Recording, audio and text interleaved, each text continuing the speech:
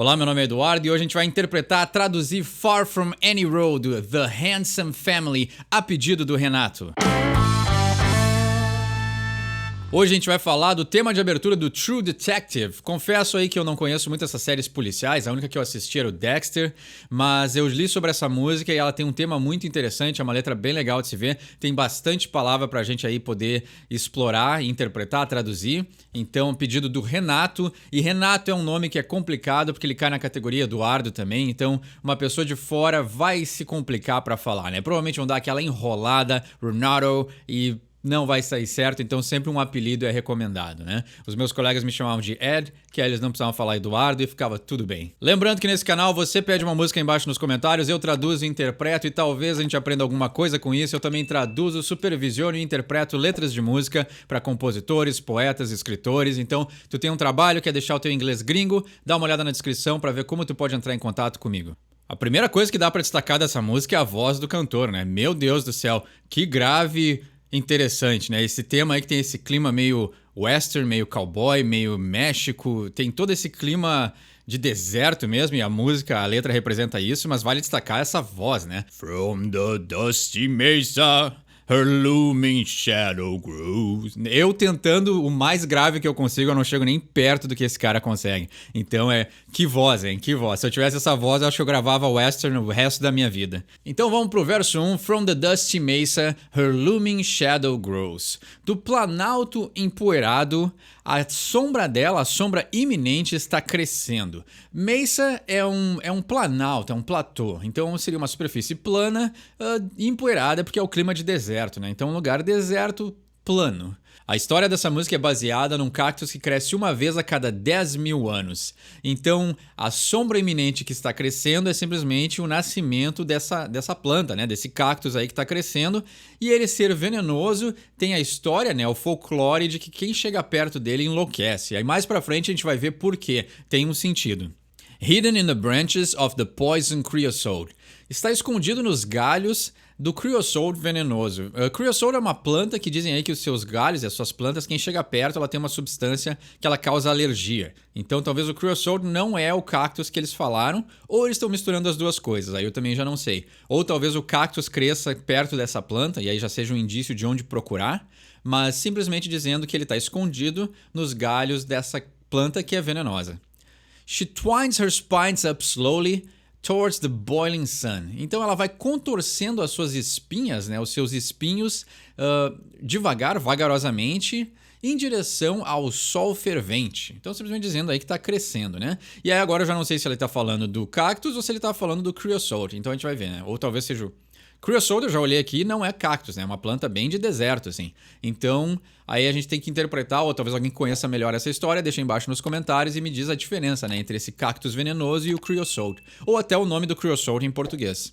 And when I touched her skin, my fingers ran with blood. E quando eu encostei na sua pele, ou na pele dela, aquele botou feminino, my fingers ran with blood. Meus dedos correram com sangue, né? Foram ensanguentados. Então aqui talvez claramente já falando do cactus, né? Encostou no cactus que tem espinho e aí ele se ensanguentou, né? E aí é muito interessante porque tem a ver com essa história do cactus, esse folclore, que as pessoas vão atrás dele mesmo sabendo que é venenoso, mesmo sabendo que elas vão enlouquecer e vão ser levados à loucura, tem essa obsessão de chegar perto. Então, mesmo sabendo que era perigoso, ele foi lá e encostou no cactus. E aí tem esse paralelo com os temas de seriados policiais, né? Que geralmente, mesmo não tendo assistido, os policiais sempre são obsessivos com os seus casos para tentar solucionar eles, né? Então, talvez seja aí um paralelo com o seriado também.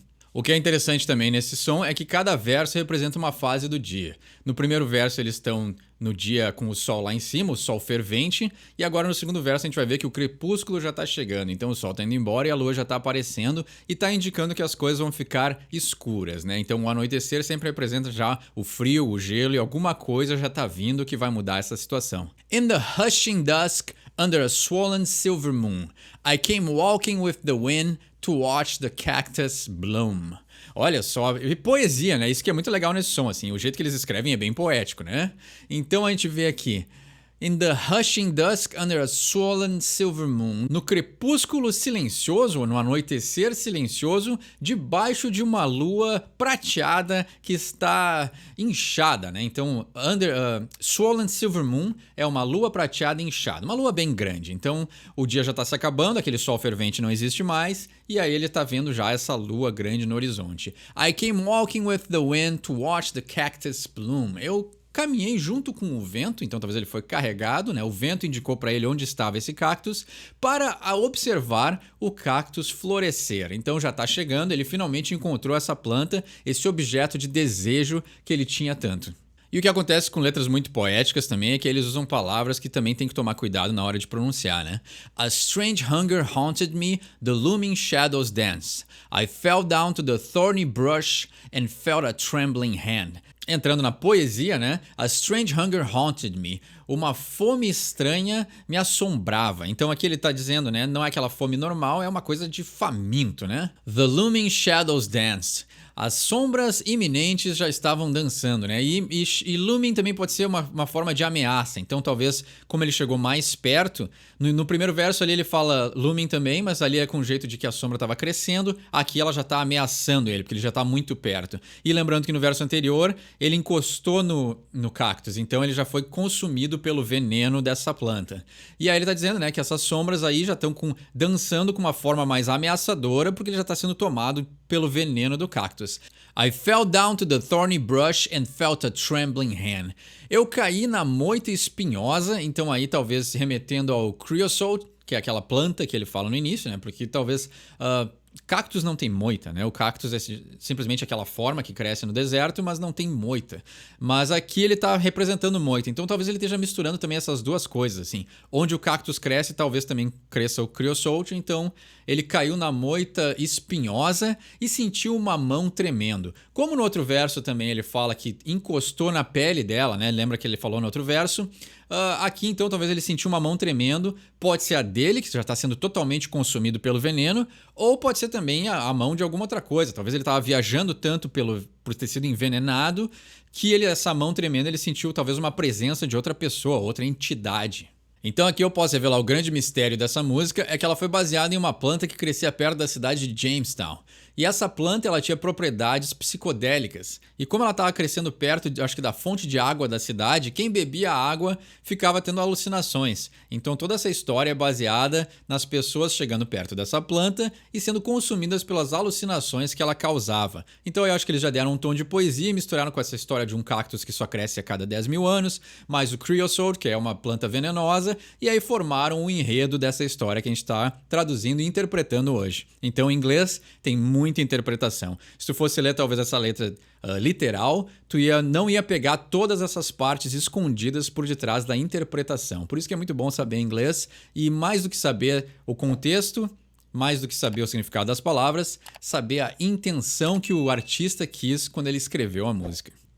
E aqui então a gente vai para a última parte da música, que é quando a noite já chega. Então a gente tinha no primeiro verso o dia, no segundo verso o anoitecer, e aqui a noite já está chegando. Então, when the last light warms the rocks and the rattlesnakes unfold. Quando a última luz aquece as pedras e as rattlesnakes, que são as cobras, elas se desdobram. Unfold é desdobrar. Então elas estavam ali no seu círculozinho ali, né, enroladinha, e aí elas estão se desenrolando. E rattlesnake é aquela cobra que tem um chocalho, que é cascavel, esse é o nome da cobra em português. E isso nos dá uma oportunidade interessante de falar sobre isso também. Às vezes a gente sabe o que a palavra significa, mas não sabe a tradução em português. E nos americanos, e no inglês e no geral, eles fazem muito isso, que é nomear literalmente as coisas. Rattlesnake é a cobra que chacoalha, ou a cobra que tem o chocalho. Então eles simplesmente... Quando eu leio rattlesnake, eu sei que animal que é, mas aí eu acabei esquecendo o nome em português, que é cascavel. Então a gente não tem essa tradução literal, né? Um por um. E aí, para complementar a letra que fala de cascavel, no tema sonoro eles estão usando as castanholas, que fazem esse barulhinho que remete a um chocalho também. E aí no final da música, quando ela está terminando, eles ficam batendo essas castanholas meio que fora de ritmo, assim. Então talvez para dar essa intenção de que a psicodelia está tomando conta da pessoa, ou de que quem está sendo atacado já também foi consumido pelo veneno e já está não sabendo o que está acontecendo, já está no final da vida, e essa falta de ritmo sonoro também dá a entender que a pessoa já está viajando, assim. Então também tem esse tema sonoro que complementa a melodia e complementa a letra da música. E aí ele termina esse verso com Mountain cats will come to drag away your bones. Os gatos da montanha vão vir para levar os seus ossos. Então dando essa intenção aí de finalidade, né? A cobra já está se desenrolando, os gatos da montanha já estão vindo, o dia já está escurecendo, mostrando aí que os aventureiros que vão para o deserto tentar achar essas plantas místicas acabam morrendo, e tem os animais, né? Tem a vida rotineira ali que está só esperando essas pessoas virem para se aproveitar, né? Então esses aventureiros que acabam morrendo são o sustento da vida local. E aí, para complementar isso, ele termina a música com Then Rise With Me Forever Across the Silent Sands. Então, ascenda, levante comigo para sempre, através das areias silenciosas, significando que essa pessoa morreu, né? Foi consumida não só pelo veneno, como pelos animais locais, e ele aí virou parte do deserto. E o desfecho do som é muito interessante porque ele cria um ciclo que termina a letra fazendo com que ela volte para o início. And the stars will be your eyes and the wind will be my hands. E as estrelas vão ser os seus olhos e o vento vai ser as minhas mãos. O que ele está dizendo, né? No outro verso ali ele fala que o vento guiou ele para aquele cactus misterioso. E em outro verso também ele falou que já estava anoitecendo. Então, o aventureiro que seguia pelas estrelas e está seguindo o vento para encontrar essa planta misteriosa vai acabar morrendo no deserto. Então, sendo guiado pelo espírito, né? Pelo vento e as estrelas de outros aventureiros que também morreram em busca dessa planta misteriosa. Então, uma letra muito interessante.